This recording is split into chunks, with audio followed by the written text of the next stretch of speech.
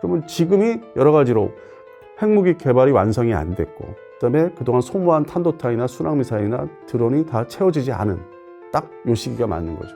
그 환경 자체가, 분위기가 베네수엘라가 그 역할을 한 거죠. 미국이 아직 실력이 살아있네. 특수전에서 그렇게 사람을 싹 데려오고. 안녕하십니까 시청자 여러분, 디펜스 타임즈 발행인 안승범입니다. 3월이 시작되자마자 미국이랑 이란 간의 충돌이 일어났는데요. 지금 주요 사건 순으로 현 상황을 한번 짚어주실 수 있을까요? 2월 28일 날 이제 새벽에 개전을 이제 했고요.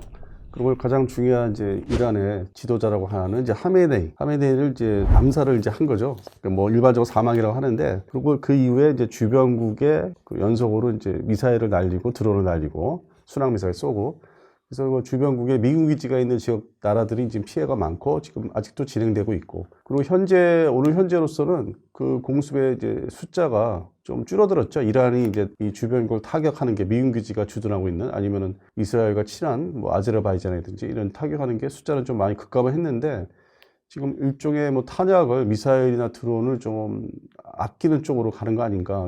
기존에 뭐 2,000발 이상이라고 공식적으로 이제 발표를 했는데, 뭐 사람들에 따라서는 6,000발까지 있다고 하는데 그거는 좀 과장된 것 같고, 2,000발에서 일단 쏜 게 한 500여 발을 소모해서 한 1,500발 이하로 가지고 있다. 탄도타 미사일 중심으로. 드론은 뭐 그 이상, 2,000발 이상이고. 그래서 그런 측면에서는 조금 아껴가면서 장기전에 대비하지 않나, 그렇게 보고 있고, 미국 측에서 전황을 또 발표한 거는 오늘 토요일 현재 얘기한 게 3,000여 곳을 이제 지상 공격을 다 타격을 했다. 해협의 그 보호를 위해서 상대적으로 이란 해군의 함정을 43척을 이제 격침을 했다고 하는데, 여기서 조금 이제 이게 군사적인 측면에서 이 분야에서 생각할 때는 3,000여 곳이라고 하지만은 그게 뭐 폭탄 한두 발 투발사 한 곳을 포함해서 3,000여 곳으로 생각되고, 특히 함정은 이란 해군이 뭐 대형 함정을 중심으로 운영하던 나라가 아니기 때문에 소위 북한식의 해군 소형 함정들을 이제 주로 격침하지 않았나. 그런 측면에서는 이게 과연 특히 해군력을 다 전멸을 시켰다고 이제 봐야 되는 건지, 워낙 뭐 이란 해군이 조금 빈약했기 때문에, 그래서 그걸 가지고 이제 그 이라크의 유조선을 격침하기 위해서 소위 탱커 워라는 게 있었어요. 탱커 워. 그때 미 해군이 제한적으로 참전을 했었어요. 이라크와 상관없이. 그래서 지금 볼 때 그 해군을 이제 격침하는 게 왜 저렇게 집중하나, 이제 그런 생각을 하실 분도 있는데, 과거의 역사, 어떤 전쟁사의 기반을 두고 아주 우선적으로 지금 초토화시키는 겁니다. 트럼프가 이란 공습에 감행한 이유가 무엇인지 궁금한데요. 어떤 정치적인 배경이었는지, 아니면 좀 트럼프의 개인적인 성향이 좀 더 이번 결정에 크게 작용한 건지 소개 부탁드립니다. 뭐 말씀대로 정치적인 성향, 뭐 배경 다 포함되어 있고, 그리고 이제 주변에 아무래도 유태인들의 어떤 그런 관계도 있고, 그리고 기회가 그동안에 이제 쌓였죠. 이 미국이 1972년도 이래로 이 아랍 계열의 어떤 그 팔레스타인 중심으로 여러 가지 문제를 일으키고 상당히 그 피해를 많이 받았고, 그리고 중간에 2003년도에 어떤 이라크를 좀 정리하기 위해서 이라크 침공을 했는데, 특정 나라, 이라크는 이제 잠재우고 요즘에 조용한 편이죠. 그 옛날에 그렇게 날뛰던 나라가. 그 지역은 정리가 됐는데, 또 이후에는 이제 시리아 문제가 있었죠. 그래서 2014년 시리아가 이제 내전으로 들어가면서 상당히 혼란 속에, 그다음에 러시아가 거기에 관여를 했었고, 그래서 혼란 속에 이제 왔는데, 그 중동 지역을 이스라엘이 생각하는 거나 아니면 이제 사우디아라비아가 생각할 때, 이게 너무 이제 매번 중동전, 뭐 1차 중동전부터 시작해서 공식적으로 4차 중동전까지 있었는데 1973년도 그것이 이제 너무 이렇게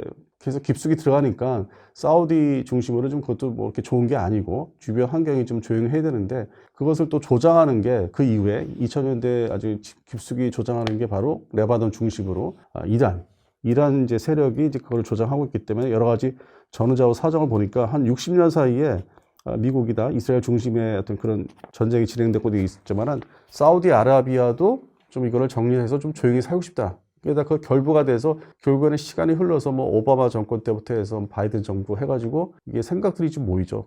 이제 시끄럽게 살 필요 없다. 하다 보니까 중간에 2023년도 10월 7일 날 하마스 워가 이제 있었죠. 그런 모습들이 이제 정리가 될 것 같으니까, 자기들이 팔레스타인 중심으로 불리하게 이제 전개가 될 것 같으니까 입지가 없어지고, 그러다 보니까 이제 하마스 워가 생겼고, 그거를 처음에는 상당히 이스라엘 혼란 속에 상당히 뭐 타격을 받았는데, 짧은 시간에 정리하면서 2024년, 25년 이제 거치면서 소위 공격할 수 있는 상황으로 바뀌었죠. 그리고 정리가 어느 정도 사실 돼 있었고 하마스하고 또 그 옆에 있는 헤즈볼라까지 어느 정도 잠재우고 최소한의 어떤 그 세력만 이제 남겨놓은 상태고 완전하게 제거는 이제 되는 건 아니니까 그러다 보니까 이제 중간에 또 12일 전쟁이 있었죠. 이란을 이제 서로 항공전, 미사일전을 했던 작년에 12일 전쟁이 있었는데 그게 마치 그 걸프전이 1991년 2월 달에 이제 시작해서 쿠웨이트를 탈환했던 걸프전이 있었고 그다음에 2003년도 이라크 침공 전쟁이 있었던 것처럼 한 번에 안 끝나니까 12일 전쟁을 이쪽에 이스라엘과 미국이 이란의 어떤 그 상태를 간을 본 거거든요. 쟤네들이 방어력이나 미사일 공격 능력이 어느 정도 되는지 그 상태를 다 가늠하고 급한 그 목표물 특히 핵시설을 이제 타격했는데 그거 한 번으로 인해서 뭐 12일 동안 그 공습한다고 해서 그게 정리가 된 건 아니라는 건 또 미국도 잘 알고 있고 이스라엘도 잘 알고 있고 그래서 이제 기회를 엿보다가 이제 이번에 본격적으로 정리 단계로 들어가자. 물론 이제 그것도 발달이 있었죠. 계기가 그거를 2차 공습을 또 하게끔 또 발달이 된 게 이란 그 시민들이 또 봉기를 했었던 거 제한적인. 근데 그게 다 진압이 됐죠. 3천여 명 이상이 뭐 죽었다고 하는데 이제 그것도 하나의 명분을 제공한 거죠. 서방 측에. 저렇게 무지막지하게 자국민을 죽이는 어떤 세력이다. 집권을 하고 있는. 그래서 그거에 또 이제 가세가 됐고 일종의 서유럽 중심의 좌파들, 진보주의자들의 어떤 그 목소리가 안 나왔어요. 근데 이제 그게 또 하나의 또 빌미가 됩니다. 그런 3천여 명 이상 죽였는데 왜 조용하느냐. 그거는 대한민국도 포함돼요. 그 부분에서는 얘기를 안 해요. 그냥 지나가려고 했어요. 근데 앞뒤가 안 맞는 얘기인데. 그러고 나서 이제 이게 전쟁이 이제 돌입을 한 거죠. 이게 전후좌우 뭐 사정을 다 보면은 오랜 기간, 그 다음에 최근에 단기적으로 그런 사건들이 있었던 게 그게 다 결부가 되고 또 개인적으로 뭐 일반 언론에서는 뭐 흔하게 앵커들이 얘기하기 좋아하는 게 뭐 트럼프가 불리해서 미국 내 세력이 뭐 자기들이 불리해서 그거는 그냥 일부 얘기고 이게 전 지구적인 전쟁이기 때문에 이 근본적으로 1972년 독일에서 올림픽 할 때 뮌헨 올림픽 할 때 이스라엘 선수단이 다 학살되고 몰살됐던 경우가 있었습니다. 그때부터 사실은 이 중동 문제가 시작되고 그 다음 해인 1973년도 4차 중동전, 이집트가 이스라엘에 대한 보복, 3차 중동전에 패배한 것을 복수하기 위해서 4차 중동전이 일어났었고 그렇게 해서 시작되고 뭐 1982년도 레바논에 주둔했던 미 해병대가 주둔했던 몰살당한 적이 있었거든요. 그 폭탄 테러로 인해서. 그래서 그런 역사들이 10년 단위로 이렇게 70년대부터 계속 이어져 왔었고 미국 입장에서는 이게 이제 해결할 수 없는 문제로 중동 문제는 상당히 골치 아픈 과거의 냉전 시절에 소련을 상대로 바르샤바 조약국 상대로 유럽에서 진행이 됐던 냉전만큼이나 아주 해결을 할 수 없는 그런 과제였죠. 그러던 게 여러 가지 조건이 이제 맞아 떨어지는데 최근에 어떤 조건이 맞아 떨어지냐면은 생각지 못하게 이제 러시아가 우크라이나 침공을 2022년 2월 24일 합니다. 근데 저부터 생각했을 때 초기에 그냥 점령당할 줄 알았어요. 워낙 뭐 러시아군이 소비에트 연방군에서 러시아군은 축소가 됐지만은 또 근본적인 또 그 저희들이 실력이 있다. 이제 그렇게 또 저도 봤었고 그래서 금방 점령당할 줄 알았는데 예상외로 우크라이나군이 어떤 저항이 상당히 잘 했고 지금도 잘 지속이 되고 있고 그래서 서로 이제 밀리고 뭐 점령당했다 다시 또 점령을 하고 그런 상태로 지금 계속 이어져서 벌써 횟수로 5년째 접어들고 있고 그래서 그거는 이제 서방 측에는 어떤 전반적인 그 정치 외교 상황에서 각각의 나라, 나토나 뭐 아시아도 있지만은 북미 대륙에서도 어떤 계기가 어떤 명분이 좀 생기기 시작했죠. 조금씩 쌓이고. 거기에 가세한 게 2023년 10월 7일에 하마스 전쟁. 이스라엘을 이제 쳐들어간 거죠. 뭐 그런 테러, 게릴라 조직이. 그게도 동시에 전쟁이 이제 겹쳐버리고 그리고 이제 세 번째는 뭐 상관이 없을 수도 있는데 이게 지도상으로 이렇게 러우 전쟁, 이렇게 우크라이나 전쟁에서 이렇게 내려와요. 중동으로. 그리고 이쪽으로 가요.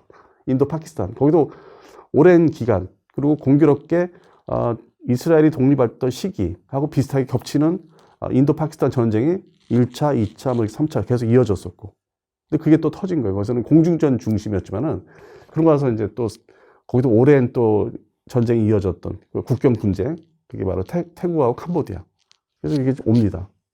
그리고 거기서 캄보디아에서 멈추고 있었는데 올해 이제 새 벽도 1월 3일 날 미국이 근본적으로 또 속상해하고 이거를 해결을 해야 되는 나라가 이제 바로 앞에 있었죠. 베네수엘라. 1월 3일 날 침공이라고 할 수 있는데 특수전 중심에 그래서 마치 이렇게 가서 끄집어내서 배를 오듯이 아주 전례가 없는 작전에 성공하니까 또 이 분위기가 이게 점점 이렇게 에스컬레이션 이렇게 상승작용하는 거예요. 이게 명분, 전 세계적인 명분, 과거의 구공산권의 악행, 근본적인 잘못된 거 그다음에 이제 이 팔레스타인 문제가 한편으로는 이제 이스라엘이 이 하마스와 전쟁 나기 전에 사실 이스라엘군이 팔레스타인 사람들이 이제 막 이렇게 저항을 하는 거 있죠. 뭐 데모를 한다든지 돌을 던지는 그런 중심에 사실 많이 죽였어요.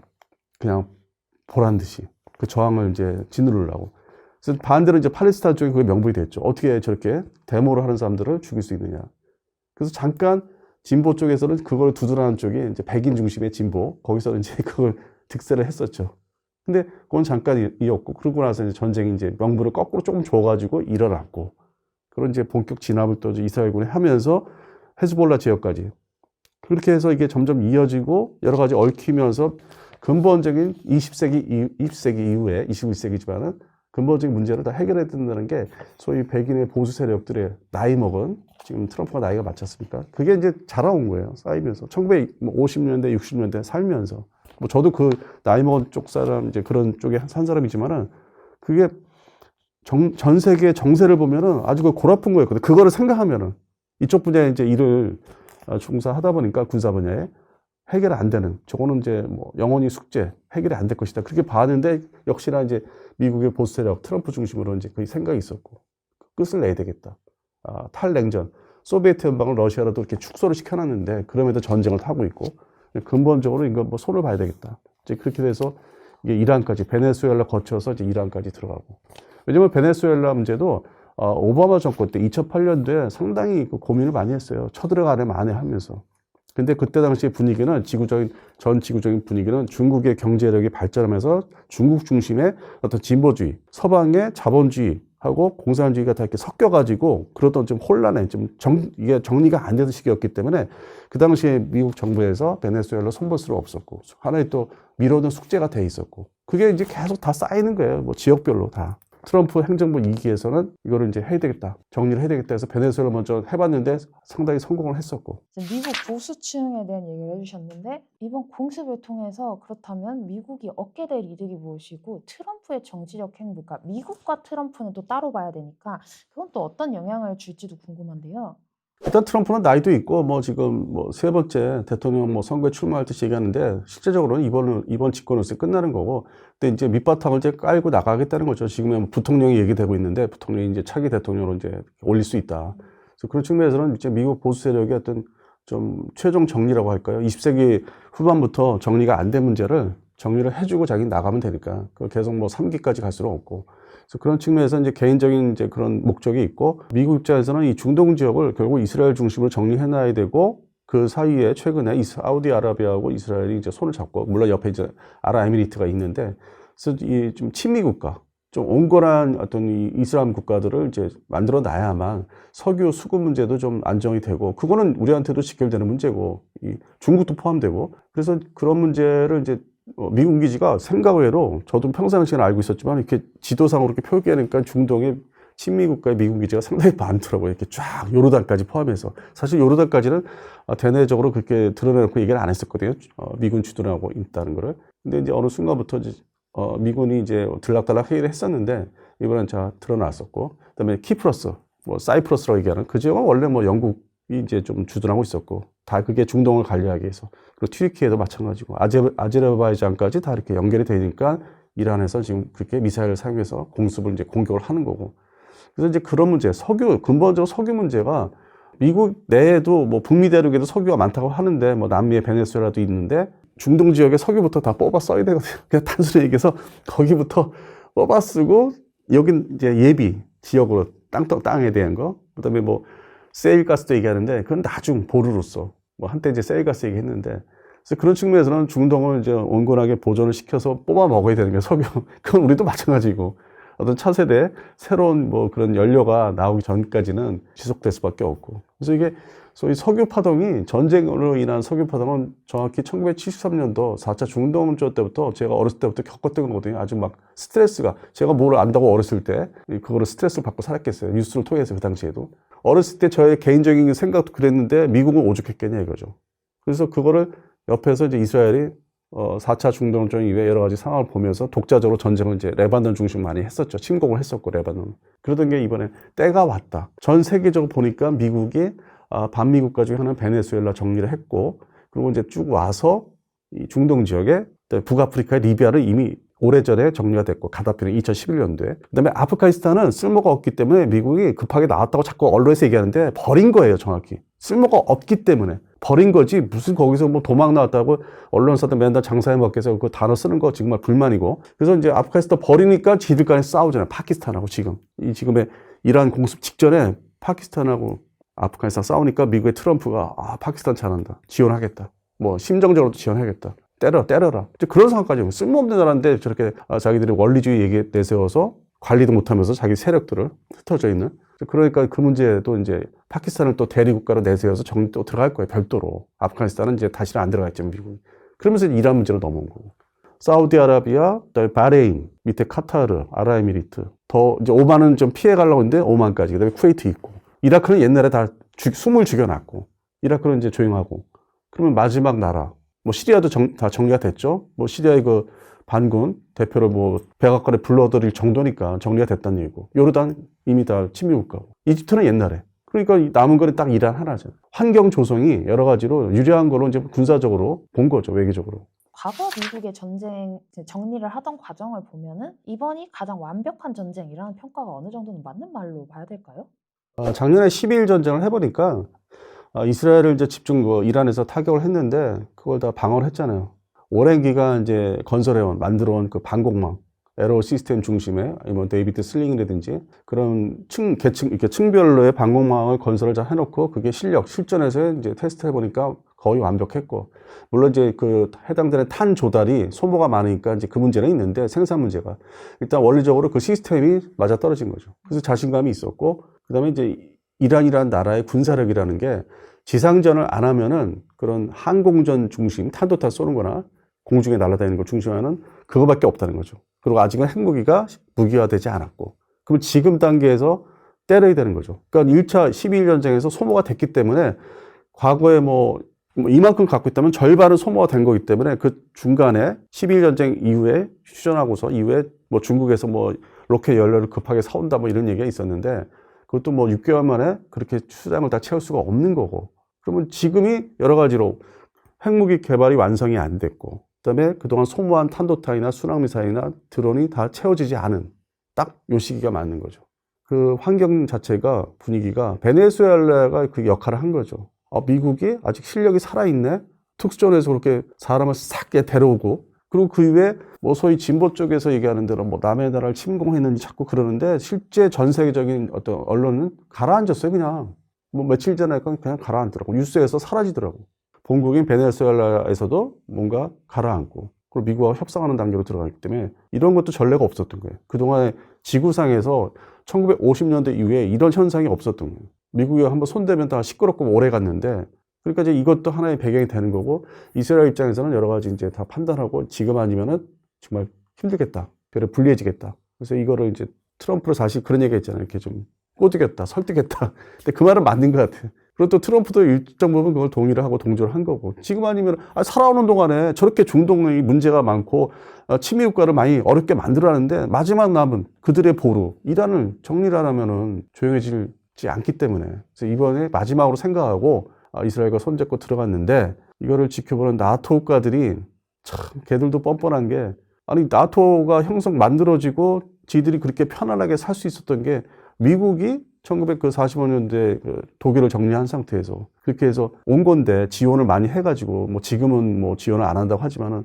상당히 좀 뻔뻔하다는 생각이 들어요. 이 서유럽 중심에 다 이게 근간은 미국이 있는 건데 지금 이런 형성이 된 게. 그래서 그런 면에서는 나토가 조금 뭐 좀 중간에서 여우 같은 짓을 좀 하고 있지 않나. 물론 이제 그걸 좀 가라앉혔지만 뭐 프랑스, 그다음에 영국이 조금 입장을 바꾸고, 독일은 뭐 또 적극 나서고 있고, 미국의 비율을 맞추고 있고.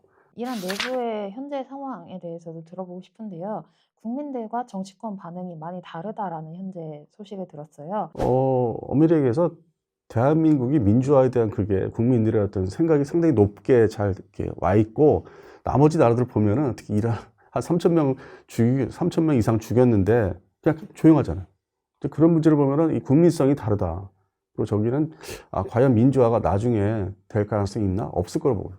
지금 중간 단계로 또 넘어갔잖아요. 그 하메네이를 암살하니까 그다음 뭐 둘째 아들이 들어선다고 하는데 그것도 발표를 안 하고 있지만은, 이란이 그냥 조용해지는, 이라크처럼 조용해질 가능성이 있어요. 그러니까 미국이 이렇게 공습을 계속 함으로 인해서 군사력을 주저 앉혀놓고, 그러니까 조용히 살아라.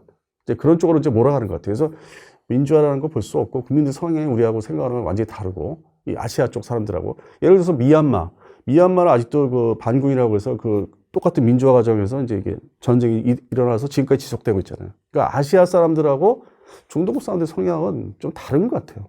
그 배경에 어떤 그 자기들 종교가 이렇게 얽혀 있는 것 같아요. 근본적인 이슬람 종교가. 그래서 아시아 쪽은 다르다. 그래서 이게 군사력을 제거하는 게 미국이 생각하는 게 이스라엘도 그렇고 군사력을 제거하는 게 일단 목적이고 그들도 어느 정도 군사력이 제거되면은 정권이 뭐 이렇게 바뀐다 하더라도 크게 뭐 나아질 것 같지는 않아요. 그냥 조용히 사는 쪽으로. 예를 들어서 이라크가 조용히 지금 살고 있고 그다음에 저 북아프리카 하면 알제리가 반미 국가인데 친러 국가고 그런데 문제는 안 일으켜요. 그리고 과거에 프랑스에서 독립할 때 전쟁을 했던 나라고 상당히 좀 드센 나라였는데 대외적으로는 조용히 살잖아요. 그래서 문제가 안 되고 있고 미국도 신경 안 쓰고 있고 이제 그런 나라를 이제 만들고자 하는 거예요 지금. 미국이 생각하는 거는 이라크나 알제리 같은 경우를 보고서 그렇게 좀 숨을 죽여놔야 되겠다. 군사력을 일단 제거해야 되겠다. 핵무기는 말도 안 되고 뭐 이제 이렇게 지금 진행이 되는 거죠. 근데 우리가 일반적으로 이렇게 뉴스에서 지상파 중심으로 종편이나 보면은 특별한 게 없잖아요. 하메네이 암살하고 나서 오히려 막 좋아한다 이런 얘기도 아, 있어요. 그거는 상당히 저기죠. 한쪽에 한두 사람들의 얘기를 말하는 거죠. 그거를 뉴스로 만들게 형성하기 위해서 그 사례를, 케이스를 끄집어서 마치 전 국민들이 그런 거 좋아하는 것처럼 얘기하는 거지. 실제로 그걸 드러내고 우리가 그동안에 봤잖아요. 얼마 전에 전쟁이 일어나기 전에 바로 잡혀가고 죽잖아요. 그러니까 극히 이제 일부 사람들이 어디 숨어서 했다는 거 아니면은 해외에 나와 있는 사람들이 얘기하는 거지. 그 사람들은 그냥 눈치 보면서 죽임을 당연히 3차 연맹이 죽임을 당했는데 어떻게 또 떠들 수 있어요, 그냥.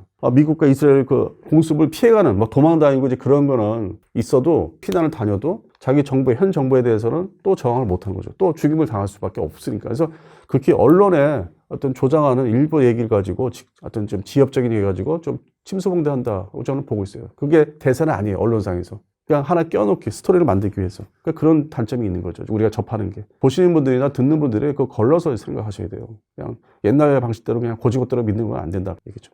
이란의 보복 수준도 굉장히 주목을 많이 받고 있는데요. 이란의 이런 보복 어떤 점을 좀 중요하게 봐야 될지 그리고 이란의 군사력이 미국이나 외부에서 예측한 것과는 좀 얼마나 차이가 나는지도 궁금합니다. 그동안에 이제 뭐 1차 12일 전쟁도 그랬고 지금도 두 번째 이제 공습을 이제 전쟁을 진행하는데 기존에 뭐 어마무시한 숫자를 보유하고 있는 육해공 일반 재래식 전력은 그냥 빈 껍데기다. 쓸모없는 노후화되고 과거의 전력이고 그래서 이제 특화시킨 게 그동안에 오랜 기간 이란에 지금 이슬람 정권이 특화시킨 게 탄도탄 그리고 순항미사일 그다음에 드론 대국이 됐죠. 공교롭게 옆에 나라 튀르키예하고 같이 이 드론 어떤 뭐 선진국이 됐죠. 지금은 이제 우크라이나가 선진국이라 하는데 그 지역의 특성을 지금 무기 체계로 보여주고 있고 지금 이 드론을 많이 사용하고 있어서 이거 대책이 아직은 없는데 뭐 조만간 대책은 나올 것이고 서방 측 중심으로 그거를 이제 엔티 드론 막을 수 있는 이제 실제적인 타격 무기들이 이제 등장할 것이고 좀 저가에 그 문제는 이제 해결을 서방 측에서 해결해야 되지만은 당분간은 이란의 이제 드론이 특세를 하고 있고 탄도탄에 있어서는 초기에 생각한 대로 이제 액체 로켓 중심의 스커드 계열은 이미 다 사용을 해서 없어진 거고 지금 고체 로켓 중심으로 이제 쏘고 있는데 이것도 소모가 빠르고 만들어내기 이제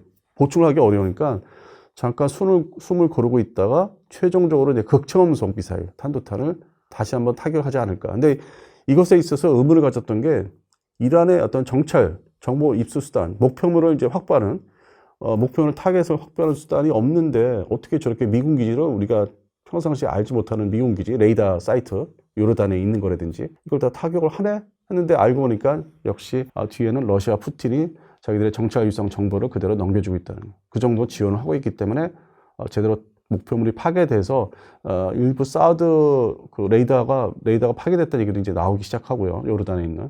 그래서 그거는 이제 푸틴이 지원을 하고 있고 두 번째는 이 극초음속 미사일을 막을 수가 없기 때문에 현재로서는 그거를 소모를 어느 정도 할 것 같고 그래서 그쪽 중심의 군사력이지 과거에 이란, 이라크 전쟁 때처럼 그런 재래식 군사력은 보잘것없고 근데 물론 지상군은 또 총기나 뭐 전차 자주포 중심으로 남아있기 때문에 그거를 또 직접 뭐 이라크 전쟁 때처럼 쳐들어가기는 또 어려우니까 지금 뭐 다른 세력들을 동원해서 그 전쟁을 이제 부추기는 지금 사례가 나오긴 하죠. 근데 이제 그거는 본격적인 지상전으로 갈 것 같지는 않고 일부 제한적으로 이제 좀 시끄럽게 하는 정도 수준으로 이제 끝날 것 같고 결국에는 이란의 탄도탄, 미사일, 드론의 이제 보유 수량에 의해서 결정이 될 거예요. 스스로 뭐 휴전을 하자고 손을 내밀 단계는 좀 더 지나야 되지 않을까. 말 그대로 트럼프가 예상한 대로 한 달 꽉 채우면은 소모된 것만큼 이제 얘기가 나오지 않을까. 그래서 이게 지속적으로 이어질 것 같지는 않습니다. 그래서 이란 쪽의 또 반응은 일반 국민들하고 다르게 그들이 이제 지도부들이 하나씩 제거가 되니까 그렇게 해왔었고, 이스라엘이, 미국도 그렇고. 그러니까 이제 그거에 대한 좀 두려움이 남아있는 것 같고. 그리고 탄도탄은 이제 계속 쏘는 것 같은데 숫자는 먼저 본 초기보다는 며칠 전보다는 상당히 급감했다는 거. 거의 뭐 80% 이상이 뭐 지금 급감을 했다. 그래서 뭐 20% 정도의 발사를 하는 거로 지금 추정이 되고 있고. 결국 탄도탄 전쟁. 그런데 이제 이란이 이게 왜 특화가 됐냐면은 이제 드론은 최근에 특화된 거고, 사실 탄도탄에 대해서는 이란 이라크 전쟁이 88년도에 끝납니다. 그 직후에 이란이 특화시키는 게 미사일 쪽, 탄도탄 쪽에 집중하거든요. 그래서 1993년도에 이미 그 당시에 미국 중심으로 영국이나 걱정을 많이 했어요. 이란이 탄도탄 대국이 되려고 한다. 근데 거기 옆에 같이 협력하는 게 북한과, 그 당시에 북한과 파키스탄이 끼어들었다. 그래서 이미 오래전에 30여 년 전에 이거는 경고가 있었고, 그렇게 해서 쭉 그 개발과 수량 뭐 여러 가지 아주 다종다양한, 근데 동시에 북한도 비슷하게 다종다양하게 미사일을 개발하고 배치하고 있었고, 그래서 그런 과거사가 있었기 때문에 이란의 미사일은 특화될 수밖에 없었고, 그러면 또 왜 그걸 특화를 시켰냐? 이란, 이라크 8년 전쟁 동안에 이란도 그렇고 이라크도 그렇고 과거에 구소련 시절에 스커드, 액체 로켓 탄도탄을 많이 사용을 했어요. 그래서 이란의 그 대도시들이 피해를 본 게 많거든요. 인명 피해가 많고. 근데 그게 이제 서방 측에는 제3의 전쟁, 그러니까 뭐 친서방 국가의 전쟁이 아니기 때문에 그렇게 지금 데이터가 특히 뭐 이런 아시아 쪽에 흘러들어온 게 없고 영국 중심으로 남아있는데, 그걸 이제 뒤져보면은 엄청나게 탄도탄전을 했더라고요. 이라크하고 이란 서로. 그래서 그게 교훈이 남아있기 때문에 전쟁을 끝내고 종전을 한 다음에 바로 이제 혼자 탄도탄 개발을 열심히 해서 지금까지 온 거예요. 그러니까 어느 날 갑자기 이게 툭 튀어나온 게 아니라 이란의 탄도탄 전력은 아주 뭐 오랜 기간 개발해서 비축했던 거를 이제 이번에 사용을 이제 하고 있는 거죠. 그거를 이제 비축된 것 중에 앞서 말씀드린 대로 그 과거의 구형 스커드, 액체 로켓을 지금 다 소모를 하고 있는 거예요. 12.1 전쟁 때도 그렇게 했지만은 이번엔 다 없애버리려고. 구형탄은 어차피 갖다 버려야 되는데 그냥 날려서 정밀하게 들어가지 않더라도 날려버린다. 이제 그런 차원에서 자기들이 무기 교체, 어떤 탄도탄의 어떤 혁신도 이제 하는 건데, 앞으로 이제 미국이 이스라엘과 함께 공습을 이제 어떤 중단해서 휴전을 들어가나 종전을 하게 되면은 그 다음 단계는 탄도탄을 더 보유하려고 하지 않을까. 핵무기는 뭐 이게 국제적인 그게 문제가 있으니까 중단하더라도 최후의 보루인 탄도탄은 더 보유를 하려고. 그래서 최근에 미국에서 얘기한 게 핵무기만 제거가 돼서는 안 되고 탄도탄 전력을 다 없애야 된다. 그랬더니 이란에서는 그게 최후의 보루인데 그걸 왜 없애라고 하냐, 못한다. 그러다가 이제 공습을 이제 받기 시작한 거죠. 2월 28일 날. 그 직전까지 나온 뉴스는 그거였어요. 네, 이것도 중동 같은 경우는 보복주의가 좀 센 편이잖아요. 그래서 이것 때문에 좀 전쟁이 장기화될 가능성은 어느 정도라고 보시나요?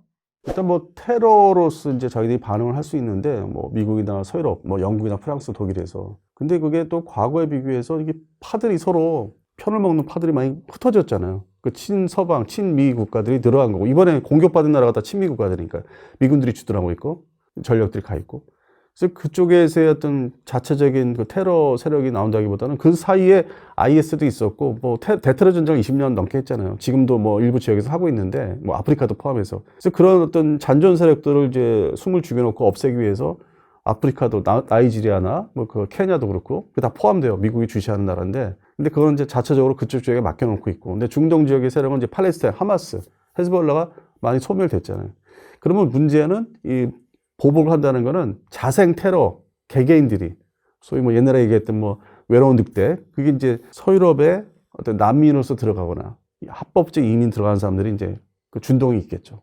알 수가 없는 거죠. 근데 그거는 산발적인, 걱정은 되는데 개개인의 희생들이 또 따르니까 그쪽에 원래 사는 나라 사람들이. 그래서 그 정도 수준이지, 이게 어떤 조직화돼서 마치 뭐 이라크나 아프가니스탄 전쟁 같은 대규모 뭐 자살 특공대, 자살 테러, 몸에 IED, 뭐 폭탄을 묶어서 뭐 이런 것까지는 가지를 않을 것 같아요. 보복이라는 거는 이제 이란 자체가 이제 그렇게 정리가 되면, 가라앉혀 놓으면은 그거에 대한 반발로 어떤 개인들의 어떤 테러가 있지는 않겠나. 앞으로 있을 것 같다, 그 정도는. 그래서 그것도 유럽 중심으로. 지도자인 하메네이가 이번 공습으로 사망을 했잖아요. 이 다음 이란 정권에 대해서 현재 공식적으로 나온 게 없어서 어떤 식으로 추측을 좀 해보면 좋을지, 베네수엘라 때처럼 미국이 좀 개입해가지고 정치 주도권을 좀 가져올 확률이 클까요?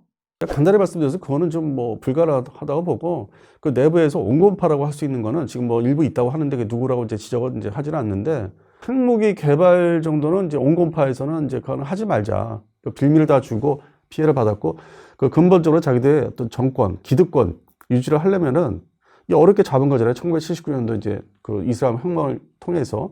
그래서 오랜 기간 이제 자리 잡아 왔는데, 이걸 근본적으로 이제 뭐 뿌리가 흔들리는 거를 원치 않기 때문에 그 내부에서 온건파들이 좀 득세하지 않을까. 그거는 이제 핵무기를 중단하자. 진짜 하지 말자. 계속 침공, 공습의 어떤 원인을 제공하니까. 그래서 그런 정도에서 정리가 되고, 재래식 전력은 저희들의 위력도 보여줬으니까 탄도탄 쪽으로는 계속 할 것 같고, 극초음속 미사일이라든지. 그래서 그런 중심의 세력들이 자리 잡으면은 근본적으로 이슬람 그 정권은 유지가 되는 거죠. 그래서 이게 완전히 뿌리가 뽑힐 거라 보지는 않고 있어요. 그래서 이스라엘도 원하는 거는 정 안 되면 핵무기라도 하지 마라. 일반 재래식 뭐 탄도탄 이런 거는 극초음속이라든지. 그럼 뭐 어쩌겠느냐. 반대로 이스라엘은 또 명분을 가져갈 수 있는 게 핵무기만 안 하면은 기존의 에로 시스템이라든지 층계, 계층 단계별의 그 미사일 방어막을 발전을 시킬 수 있고, 그 미사일에 대한 생산과 비축, 그 다음에 개발, 또 추가적인 개발이 따르겠죠. 이거는 다 미국에서 돈을 대거든요. 자기 돈 순수하게 들여서 하는 게 아니라 미국이 전적으로 지원을 하고 있기 때문에 그런 측면에서 손해보는 게 없고, 그래서 그런 분야에서는 더 발전시키고 어떤 그 전력을 더 확대를 할 수 있고, 수출 시장에서 이게 지금 득세를 할 수 있어요. 나름대로 그 이스라엘 방산에 대해서. 이스라엘 방산은 과거와 달리 뭐 전차 완제품을 판다든지 전투기를 파는 건 아니에요. 그런 쪽으로. 이 소프트웨어나 전자장비나 그런 사이사이 장비들, 이런 미사일 쪽으로 그게 특화되어 있기 때문에 그 부분에서 자기네 국가 경제에 또 우리가 K방산처럼 똑같기 때문에, 그리고 사우디나 지금 아랍에미리트가 바락이라는 이스라엘제 무기를 이번에 갖고 있는 게 공개가 됐어요. 그게 엠바고였는데. 이 아랍에미리트가 이스라엘제 미사일을 갖고 있더라고. 우리 것도 천궁2도 들어가 있지만. 그래서 저는 천궁2보다는 이 뉴스에 있어서 쟤네가 바락 시스템을 갖고 있네? 그러면 이게 앞으로, 지금 뭐 질문하신 대로 앞으로 이스라엘제 무기가 중동 시장에도 이런 방공 무기들은 들어가겠다. 우리는 이제 착각하는 게 우리 것만 득세를 할 거라 생각하죠. 근데 우리 제대로 판매가 되려면 천궁2는 지금의 현상이고 단기적인, 결국 이란이 망하지 않고 이슬람 세력들이 정권을 유지하면서 온건파라고 이제 유지하더라도 앞서 말씀드린 대로 기존의 일반 탄도탄에서 극초음속 미사일로 넘어가기 때문에 그 대량 생산을 할 거예요. 그럼 극초음속 미사일을 막을 새로운 또 대탄도탄 미사일이 필요해요. 근데 천궁2는 아니란 말이에요. 천궁3가 능력이 돼요. 그럼 마지막으로 이번 전쟁 상황을 지켜볼 때 가장 중요한 관전 포인트가 있다면 뭐라고 생각하시는지 조언 한마디 부탁드립니다. 맨날 남의 나라 전쟁 있으면은 우리 그 이성만 따지는 거 있죠. 우리 이해관계만 상당히 야가 빠진 그 모습을 보이는, 언론에서 주도하는데 자제를 좀 하고 정부에서 청와대에서 하는 대로 그걸 지켜보자. 이게 무슨 뭐 내가 친정부다 뭐 반정부 이 개념이 아니라 너무 언론에서 부추긴다는 거예요. 아직 이해관계가 철저한 국민으로서 비춰진다는 거예요. 내 스스로 거꾸로 매번 이런 사태가 일어났을 때마다 우리 뭐 놀러 간 사람들 어떻게 데려오느냐, 석유는 어떻게 되냐, 요것만 집중한다는 게 꼭 이래야 되냐 이거죠. 진중하게 한반도를 어떻게 대비를 해야 되나, 아주 순수하게 말 그대로 한반도 방어 태세는 어떻게 되나, 여기에 집중을 해야 되는데, 그리고 또 거기에 부수로 좀 이렇게 나오는 부정적인 게 뭐 주한미군 전력이 빠져나간다.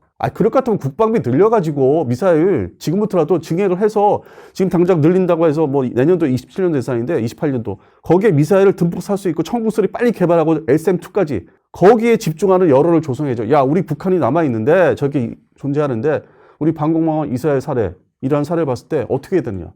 이런 군사적인 측면에 더 예산을 더 투입을 하자. 다른 데 쓸 거 좀 아껴서. 그거에 좀 더 부각이 돼야 되고, 우리 방어 무기, 이런 거에 대해서 집중을 해야 되는데, 뭐 툭하면 뭐 원유가, 그건 경제계 얘기잖아요. 주유소 뭐 거기 뭐 높은 그 재벌 회사들 이해관계. 근본적으로 우리가 석유값 뭐 2,000원까지 올라간다고 하는데, 그 지금 기름 넣을 때. 이제 그거는 정부에서 단속한다고 하잖아요. 그것도 지켜봐야 되고. 이렇게 얘기하면은 안승무비가 졸지에 뭐 옛날과 성향이 달리 뭐 친정부, 현 정부를 뭐 아주 받들어 모신다? 그게 아니라고요. 전 성향 없습니다. 중도입니다. 없어요. 근데 잘하는 거 잘하는 거거든요. 그래서 그런 측면에서는 지켜봐야죠. 또 그걸 다 이렇게 바로 시행을 하니까. 그래서 지금 시점은 우리는 어떻게 막을 것인가. 북한이 또 저만큼 이란과 어떤 같이 편을 먹었었고, 그런 무기체계를 거의 같이 개발한 것도 있고, 물론 이제 북한은 더 개량력을 만들고 있고, 이제 그런 측면에서 접근해가지고 우리 국방력을 지금의 그동안에 뭐 예를 들어서 총기 중심의 뭐 장갑차 중심의 이런 거를 신경 썼다면은 이 방공망 무기들, 유도 무기들 또 그동안에는 이제 얼마 전까지 현무 5 얘기 많이 했잖아요. 갖다 들여붓는 거. 그럼 어느 정도 가고 있어요. 예산이 증액돼서. 그런 천궁 2, 천궁 3 이거는 진짜 시간을 단축해서 돈을 많이 주면은 국방부에서 ADD에 돈을 많이 주면은 시간을 단축할 수 있어요. 마치 KF-12 시간 단축할 수 있듯이. 그런 거에 지금 여론이 좀 선도를 했으면 좋겠어요. 좀 집중적으로 해서 우리가 결국 국방력이잖아요. 저렇게 주한미군이 슬금슬금 빼갈 때, 그거는 그 옛날부터 2003년도에도 그랬어요. 이라크 전쟁할 때도 빼갔어요. 그리고 그 당시에도 이미 20여 년 전에도 내가 이 임무를 내가 너희들한테 해주고 있었는데, 나 이거 지금 감당 못하겠어. 딴 데 가서 전쟁해야 되고 신경 써야 되니까. 그게 아프가니스탄 전쟁, 이라크 전쟁, 2003년도입니다. 2004년. 그러니까 내가 임무를 너한테 줄게. 그걸 5개, 5대 임무를 해서 줬어요. 20여 년 전에. 지금도 그게 계속되고 있는 거예요. 이미 주한미군의 어떤 그런 뿌리는 빼나가는 거. 유연성은 이미 20여 년 전에 시작이 된 거거든. 부시 정부 때부터. 아들 부시 때부터. 그걸 어느 날 갑자기 생긴 것처럼 뭐 지금 최근에 생긴 것처럼 그거 아니라고. 그걸 대비를 얼마큼 잘했느냐. 그게 중요한 거죠. 임무를 받았어요. 우리가 20여 년 전에 노무현 정부 때부터. 하나씩. 그 다음에 최종적으로 지금 와서는 야, 한반도에서의 전쟁 대비는 네가 일단은 해. 급한 대로. 핵무기, 미국에 있는 핵전력은 만약에 최후의 그런 일이 생기면 그런 해줄게. 그래서 이게 줄어든 거죠. 역할을 우리한테 많이 넘겼고 방산 무기가 20여 년 동안에 꾸준하게 재래식 무기, 헤비급 무기들을 지금의 뭐 자주포, 천무, 전차들 이걸 꾸준히 해왔잖아요. 그 사이에 대테러 전쟁 기간 중에 내가 아주 입버릇처럼 얘기하는 게 이런 중심으로 내부적으로 혼란이 많았어요. 비난하고 비판하고 총기가 아주 뭐 핵심인 것처럼. 근데 지금 이란 공습전에서 중요한 게 뭡니까? 자주포입니까? 전차입니까? 아니거든. 그거를 공습할 수 있는 정밀 유도 무기들, 미사일, 토마호크 크루즈 순항 미사일, 개량형이에요. 지금 현재는. 그런 거. 그다음에 하다못해 사거리가 500km까지 늘린 에이테킴스. 다 유도탄이죠. 전술지대지. 그다음에 어느 정도 그 방공망을 제압하니까 자유롭게 이스라엘과 미국의 전투기도 들락달락 할 수 있으니까 근거리까지 가는 거예요. 방공망을 제압했기 때문에 근거리까지서 정밀 유도폭탄, 뭐 GPS 유도폭탄이라든지 그래서 레이저 유도폭탄. 이거는 보통 사거리가 20여 킬로미터거든요. 그래서 그 얘기가 드디어 이제 나오는 거예요. 한반도에 있는 오산기지. 근데 오산기지라기보다는 군산기지에 비축을 많이 해놓고 있거든요. 사실은. 제가 현장을 봤을 때는 그 키트라고 하는 거는 제이담 유도 키트라는 거는 군산기지에 넓어가지고 한 비축 그 장소가 있어요. 가봤는데. 그게 이제 오산에 통해서 이제 가는 거죠. 오산에 대형 수송기가. 그리고 C5라는 수송기는 뭐 어느 날 갑자기 온 것처럼 얘기하는데 평상시에 저희가 현장에서 본 거는 정기적으로 옵니다. C5M 수송기 정기적으로. C17도. 근데 이번에는 특별히 C17 수송기가 3대, 4대가 한쪽 구역에 몰려 있는 거. 이거는 지금 빼가는 거는 맞아. 근데 평상시에 C5M이라든지 그 대형 수송기 뭐 어느 날 갑자기 본 것처럼 뭐 언론에서 얘기하는데 아닙니다. 정기적으로 옵니다. 왔다 갔다 합니다. 물자 공수 공급을 위해서. 그래서 그런 것도 좀 정밀하게 얘기했으면 좋겠고. 근데 분명한 거는 제이담 키트를 연말에 빼갔다는 거는 베네수엘라 1월 3일이었잖아요. 그럼 12월 달에 빼갔다는 거는 그걸 대비했던 거고. 일단은 지금의 이란전이 아니라 이미 베네수엘라전을 대비해서 빼간 거고. 그 키트라는 게 하나의 구조물의 쇠 같은 거예요. 그게 뭐 폭탄이 아니라 뭐 이렇게 좀 있어요. 뭐 프라모델 키트 같이 이렇게 다 흩어져 있는 거를 이제 갖다 끼는 거거든. 폭탄이 있으면 재래식 폭탄에 껴는 거거든. 결합하는 거거든. 그 키트를 가져간 거예요. 그러니까 뭐 그게 무게라든지 전체 뭐 이렇게 사이즈가 크지 않기 때문에 C5M 수송기에서 뭐 대량 가져갈 수 있죠. 싫으면은 하면은. 그래서 그 미리 가져간 거를 본토에서 또 골라내야 돼. 야, 이거 뭐 군산기지에서 오래 보관했었냐 하면 골라내야 돼. 그것도 이렇게 부식되니까 선별해서 야, 지금 베네수엘라는 그렇게 할 필요 없으니까 이란에 전용을 하자. 그렇기 때문에 미국이 자기들 거를 비축한 걸 가져왔기 때문에 대한민국도 별도로 추가로 보유를 더 해야 되는데 그건 이제 이쪽 방산 분야, 해외 수입하는 방산 분야에서 우리 국내 국방부 해외 거를 어마무시하게 사들였다고 하더라고. 지금 숫자가 뭐 7,000개 얘기하는데 뭐 그 이상으로 지금 비축하고 있어서 일반적인 이 방산이나 이 군사 분야에서 얘기할 때 대한민국이 미국 다음으로 뭐 이스라엘도 포함시켜야 되겠지만은 그런 정밀 유도 키트들은 엄청나게 보유한 나라 중에 하나다. 그래서 그건 그동안에 얘기가 쭉 있었거든요. 그래서 그런 군사력 대비, 그러니까 추가를 더 해야 돼요. 저렇게 보니까 하마스 때부터 보니까 뭐 하루가 멀다고 그냥 폭탄을 쏟아붓는데 옛날처럼 그냥 이렇게 막 뿌리는 게 아니라 건물 자체를 밑에를 해고 타격해서 그냥 주저앉히는 그 아주 새로운 모습이잖아요. 그게 다 정밀 유도 폭탄을 사용하는 거예요. 그러니까 우리는 그런 부분에서 어떻게 더 예산을 줘가지고 이거를 더 비축을 할 건지, 전쟁이라는 게 저렇게 하루아침에, 하루 이틀에 뭐 끝나는 게 아니고, 하루아침에 일어나서 하루 이틀에 끝나는 게 아니기 때문에. 그래서 저는 그런 부분이 더 중요하다고 보고 있어요. 이게 뭐, 일반적인 석유는, 정부에서 알아서 할 거예요, 그거는. 옛날 73년도 그 옛날 정부에서 막 허겁지겁 막 우왕좌왕 하던 때가 아니고 경험이 쌓여 있기 때문에. 오랜 기간 그거에 대비된 경험이 있기 때문에 비축 석유도 많다고 그러고, 이번에 발표한 거 보니까, 정말 7, 80년대가 아니구나. 대비가 정부 차원에서 잘 돼 있구나. 그래서 그런 부분은 굳이 일반 국민들이 걱정할 필요는 없다고 봅니다.